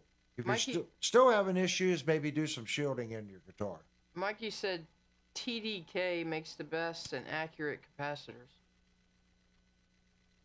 I don't. That could be true. I don't know. I know if you're going to spend any more, for $10, you should be able to buy a good capacitor. If you want to buy an original Bumblebee capacitor and spend $40 on it, and you hear the difference, and you physically think you hear the difference, then buy it. I'm going to be honest with you. I've played in bars a long time, and you can ask Linnell. I'm about half deaf. I can't hear the difference between a Bumblebee capacitor, an oil-filled capacitor, an orange drop. I look at the value. I make sure that it's within 10% tolerance. It does its job. It's just sending X signal to ground. That's what it's doing. It's just sending it to ground. It can only do so much. The signal that goes through it goes to ground. So with that being said, what difference would it make if it was oil filled or plastic filled? The signal going through it, you don't even hear. It's going to ground. Just putting it out there. Really think about it. The signal that goes through the capacitor goes to ground. You don't hear it. So what difference does it make if I use an oil-filled, a nuclear-powered one? I don't know. I know there's oil, there's carbon, there's paper oil, paper carbon. I don't even know what the little round disc ones, if that's carbon or if that's a ceramic type. But what passes through it goes to ground. Does it make a difference in what you audibly hear? It's got to do something. But if you think of the reasoning behind it, the signal that goes through it is going to ground. You can't hear it. Now, on the other side of that, does it alter the signal? I guess you could view it as, does it do it cleanly or does it do it in a distorted way? Again, that's past my pay grade. I personally can't tell the difference. The only difference I've seen is when I first started working, I might put an 033 in and I'd build the exact same guitar. And I'm like, man, this thing sounds good with these pickups. I'd order another one, stick it's like, And a couple years later, I'm like, hey, not all these are the same. And it probably had something to do with the value, not necessarily one being an oil-filled or carbon or this or that. I may have just bought a bad capacitor. So if you look and you've got a good tolerance on your capacitor, I think you're going to be golden. Guys, none of us, I think we're all talented musicians. And if you're one of those people, then you can hear the difference. Again, that's on you. I'm just telling you, as somebody that works on guitars, I see both sides of the fence. I've done some guitars with the Bumblebees, and I've done them for people. Do they sound good? Yeah. I've done it on some nice Gibsons. They want it period correct. They want the Bumblebee capacitor. They want the big, that's what they want. They want it to be just like it was in the 70s, 100% quality components. So I'll put a pure tone jack in it, put a Bumblebee jack in it. The best pots use audio taper pots. Why? Because this is something I struggle with too. When you say the word linear, you would think it would be more linear. It's actually not. An audio taper pot is going to be 1%, 2%, 3%. It's going to be a percentage all the way up to 100. A linear pot has a sweep. The problem is you don't know where that sweep's going to be. Is it going to be full volume, half volume, quarter volume, or is it going to be where there's a big drop and it makes less difference at the end? It's linear. But when I think linear, I think it's linear. Does that kind of make sense? Or do I just not understand? Well, obviously, I don't understand the term linear. In pot language, that doesn't mean it's consistent through its rotation. If you want something consistent in its rotation, you want an audio taper pot, not a linear pot. Because on a linear pot, unless you can see the sweep that they're doing, it might do very little at the beginning and do it all at the end, or it does it a lot at the beginning and very little at the end. It just depends on the manufacturer. It took me, again, a long time to figure that out. I would go, okay, this is a linear. I don't have any linears. I'll buy an audio taper. And then I would be buying this and that, and it would sound good. I didn't understand enough to go, okay, there's a big difference between an audio taper and this. So once you start to figure out what you like, you can build a computer and build your guitar, and when you turn the volume knob, it's going to be more for you. Steve said, Avery, I sort of answered I Love Fun's question in Discord. Okay, let's go to Discord. Well, he said he sort of answered Vox's question. Okay, well, this is very similar to what I said. Tube amps tend to have more headroom. Again, we hear that from manufacturers because the higher the voltage gives you more headroom. Tube amps run a much higher voltage than solid state and softer clipping than solid state, making them able to push harder with the same wattage, if that makes sense. At least this is my understanding. It sounds very similar to what I said, Steve. I don't understand. Again, look at it this way. They'll read the same on an output meter, but yet they respond differently to the cabinet. A lot of that, too, can be transformer based. If you look at a tube amp, it's got a big iron core transformer. It's able to develop a lot of current quickly as far as sag. On solid state, the transformer is much smaller. So there could be something there too. It's a lower voltage on the transformer. It's not able to recover as much, doesn't have as much push. And that's a complete guess. But I know in welding, okay, I did change. I have an inverter welder now that runs on 230, 240. Does a great job. But it doesn't have a 100% duty time. It has a 40% duty cycle. My Miller that I had almost an 80% duty cycle. But it took two people to barely lift that thing out of the truck. It had a big iron core transformer on it, and it would just weld and burn metal like you wouldn't believe. And it did it all day long. But it was heavier than you know what.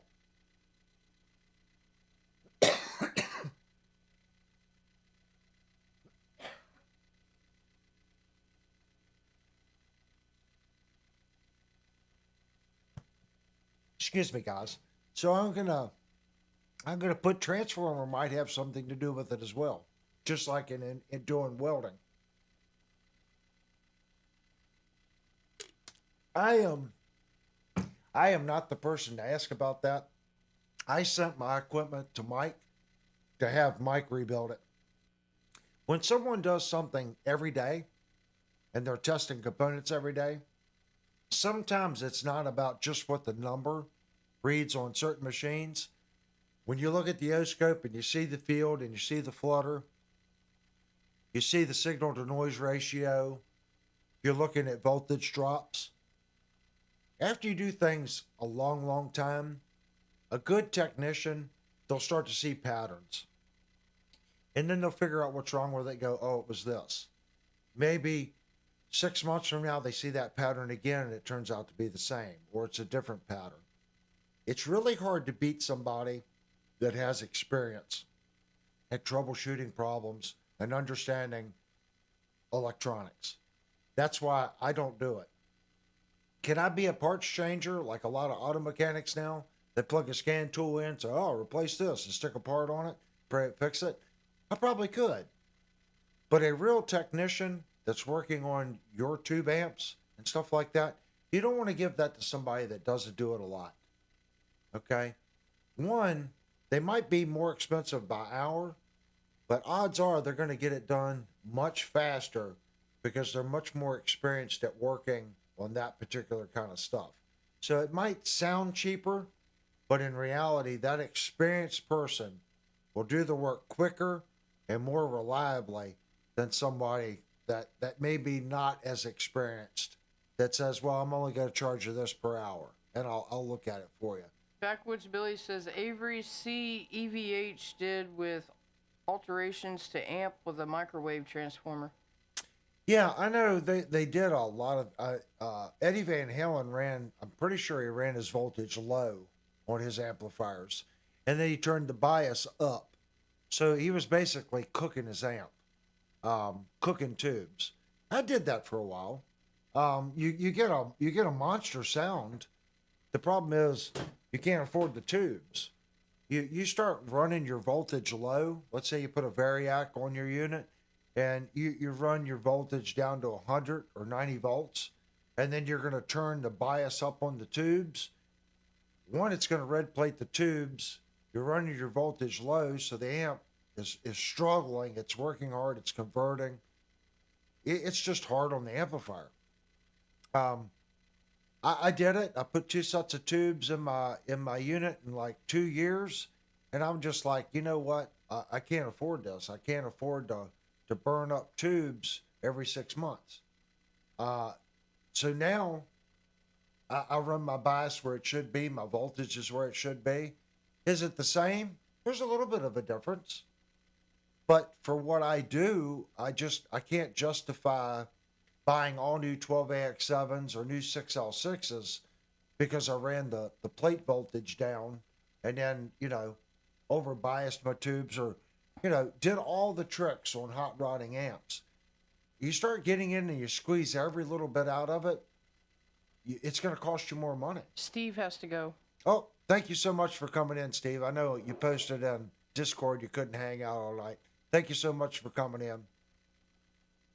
It's up to you guys. Like Backwoods Billy here is saying, if he can do that and he's found a way of stabilizing that amp and not red plating tubes, 100%. I would love to have that sound that I used to get without killing tubes. I just never figured it out. Maybe I was doing it wrong. Maybe you don't do both. I don't know. I know if you look back at some of the texts you can get on YouTube, and there's documentaries on guys that work with Eddie Van Halen. They were constantly tinkering on those amps, putting tubes in them. He had some backups. I mean, he was beating the tar out of those amplifiers. Again, your speakers. Like, I can buy brand new speakers that are in that cabinet. They're not going to sound the same. Those speakers are old. They're broke in. His drivers were old. They were broke in. It was seasoned. All these little things that he did that was his own gave him that sound. His Frankenstrat. That weird pickup that was supposedly shorted, and then they fixed it, and it supposedly made it sound different. Put that in the equation. Put any other kooky things that he did and the kooky stuff he was doing to his amp. That's how he got that sound. Will we ever know everything? Who knows? I'm sure someone out there knew him really well and worked on his guitars right next to him, out on the road, worked on the amps. Maybe to them it's just not worth sharing what was going on there. And even if they did share, could you emulate what he did? Could you buy that amp and emulate it? without actually having it right next. Someone could say, well, he jumped this and he jumped that. Well, what gauge wire did he use? Are you going to be able to buy the same components that he used? Does that kind of make sense? I like tinkering on guitars. And if you're an amp guy, I can see where that would just be stupid awesome to sit there and maybe modify your output tubes or have a switch where you could blend EL34s and 6L6s, or maybe you want to go 12AXUs instead of 12AX7s. The 12AXUs are a little dirtier. And when I first told about dirtier, I'm like, yeah, dirt, distortion. It's a different kind of dirt.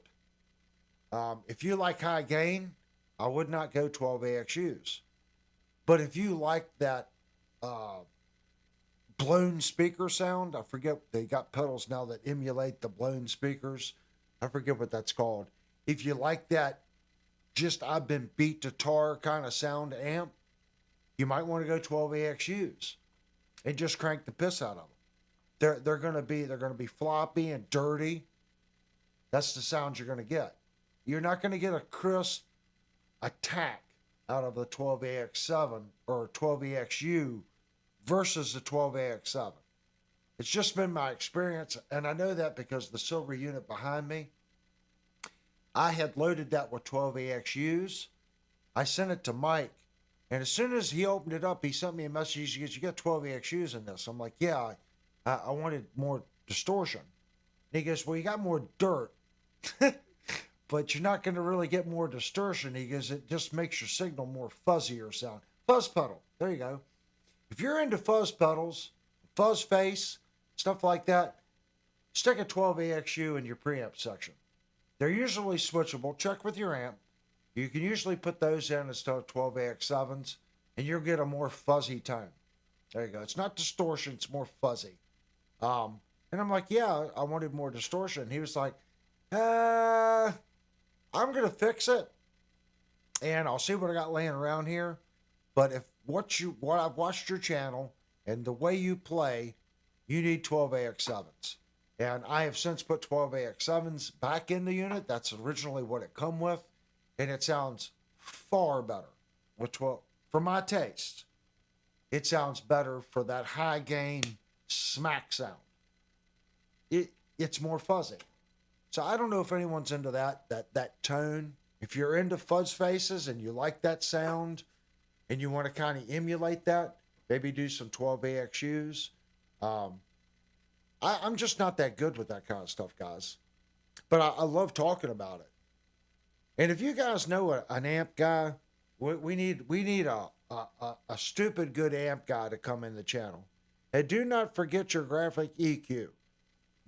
I've said it a bunch of times. You get more sound change if you add a little pedal between your guitar and your head with a little 10-band EQ.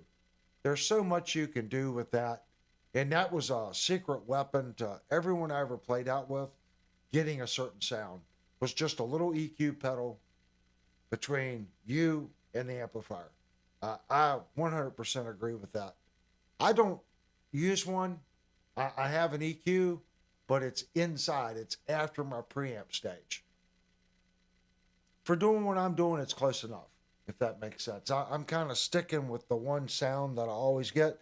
And just so you guys know, we're gonna click over to a different look. The light's still on. Thank you, Kirk. It has not turned off since we turned off that button. See, that's nice. That's what I'm saying. The chat guys, you guys come up with things. You help me out. And I'm sure anyone else in the chat that watches this in the future that has one of these amps, they're going to go, hey, mine does that too. So hopefully that's going to help someone other than me in the future.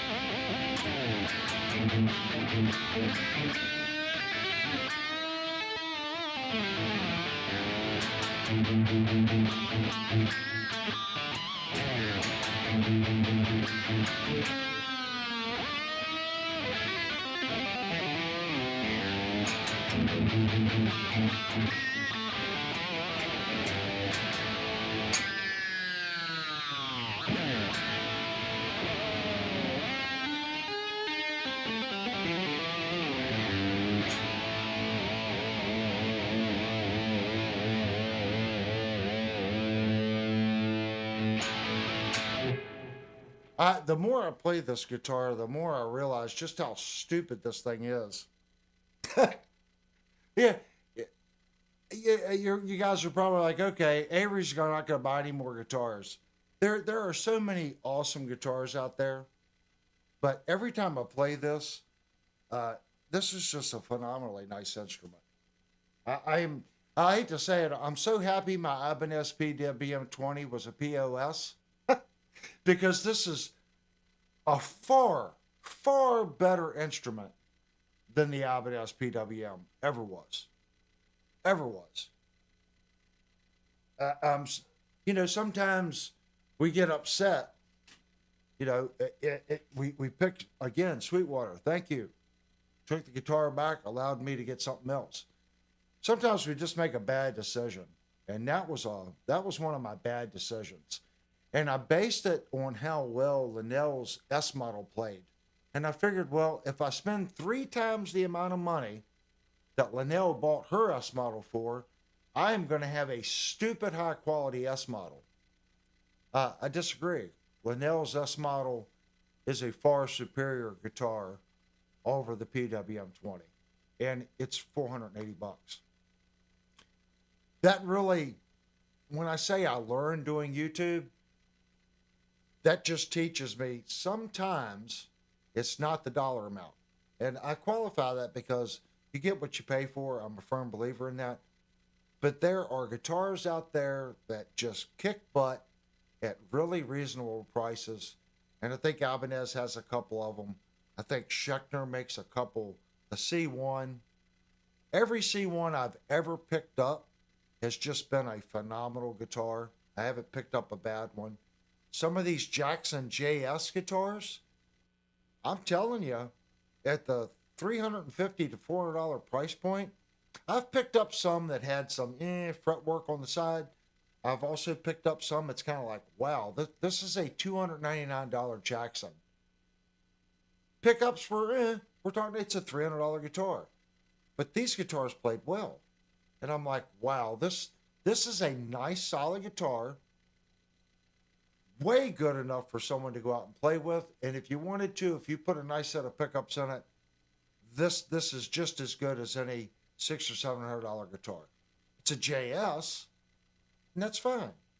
Those are the ones we're kind of looking for. We're trying to find the guitars that work well, that you might be able to modify, and those that just hit the perfect spot.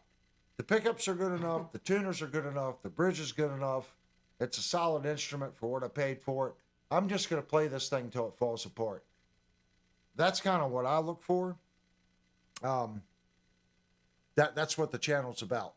And if you don't know, again, we're getting rid of the RevStar. So if anyone's interested in RevStar, please go to Discord. We are going to get some other guitars in on the channel. I will be placing an order next week for a budget guitar, and I just broke my desk. There it goes. I'm going to be placing an order next week for a budget guitar, and Trucker Bob is dropping off a Leo James for us to review. I am super excited because this is the guitar that I wanted to order. When I say I went to order it and there were no more, he got one. So this is the Leo James that has the Roman numerals down it that's not misprinted. It actually says 17th on the 17th fret. It has conventional frets, no ball-end frets. and it has a clone Floyd Rose tremolo. When this thing was offered, I think it was like $209 to $219 on the price point. They still offer a version of this guitar, but the Roman numerals are misspelled. I have a pretty good idea that Leo James is going to restock this guitar pretty quick, and it's just out of stock in my area. If you have an Amazon and you're out on the West Coast, the guitar might still be available. It depends on how many they sent to each warehouse location. In my area, this particular guitar is no longer available. They still have the Kusami, and they have this model in the maple fingerboard that's still available here. I didn't want to order the maple one. Brian's got to go. All right. Thank you so much for coming in, Brian. We're getting ready to end the stream too, man. Well, this is our third night in a row.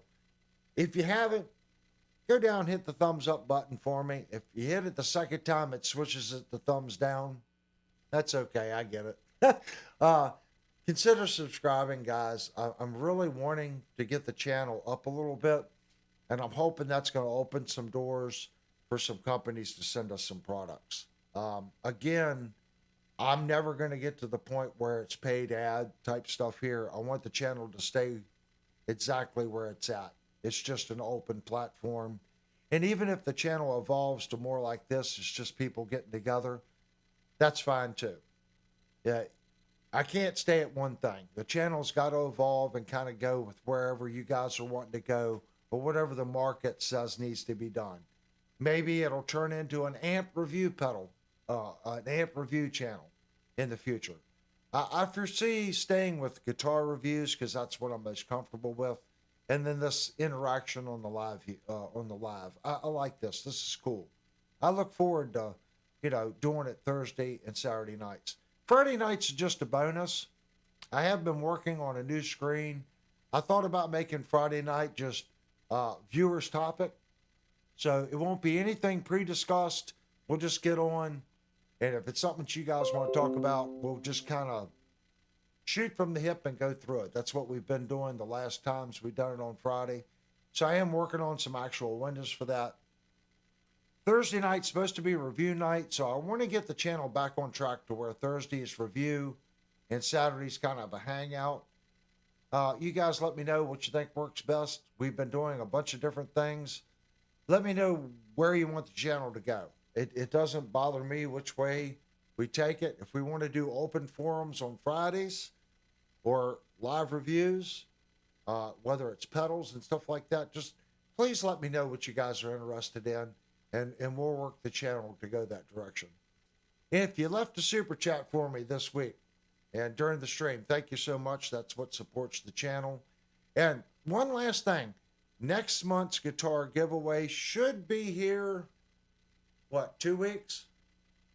Yeah, probably. About 2 weeks. So I don't want to let the cat out of the bag yet. I'm still working on Brian's guitar, so might end up being a little late, just like we were on the last guitar that went out. Going to try to get it done by the end of the month, but it looks like it's going to be kind of tight. That's no big deal. We try to do a guitar giveaway every other month. You just have to be publicly subscribed, and when the next one comes up, we'll have all the information on Discord where you guys can enter to win. I'm not going to let the cat out of the bag on what it is yet. If you know, you know, and if you don't know, we'll probably bring that out in about a week or two. So that's what I'm thinking. I'm trying to think anything else I'm missing. I think we've covered everything. There's no more questions in Discord, is there, hon? I think that's it. Yeah, I think that's it. I'm double checking Discord. I just want to make sure that we're not missing. Oh, if you guys missed it, Vox put some pictures up of his puppy dog and his kayak. Go check that out. That's pretty cool. You can tell that dog loves the kayak. That's another thing I like about the Discord. You guys post up little videos and stuff like that. Again, I can put a face and a name. It's cool. You guys see me every week. I don't get to necessarily see you all. So when you all post up little videos like this of what you're doing and stuff, to me, that's just cool. So if you want to know Vox and his puppy dog, go there, check that video out. And I'm making sure I'm looking at every group here, making sure I'm not missing anything. And I think we're good. All right, guys. I guess I'll see everyone next Thursday. Again, go down, please hit the thumbs up button. Please consider subscribing. If you like this kind of content, there's a ton of content on the main page, a bunch of guitar reviews, guitar setup stuff, guitar mod stuff, just all kinds of stuff. There's a lot of information here and a lot of truthful information. Thanks again, guys. You guys rock. I couldn't do it without you. We're going to go to our 5-minute ending window, and I hope to see everyone next Thursday. And if not, I might catch some of you on Discord. Thanks so much for joining in, guys.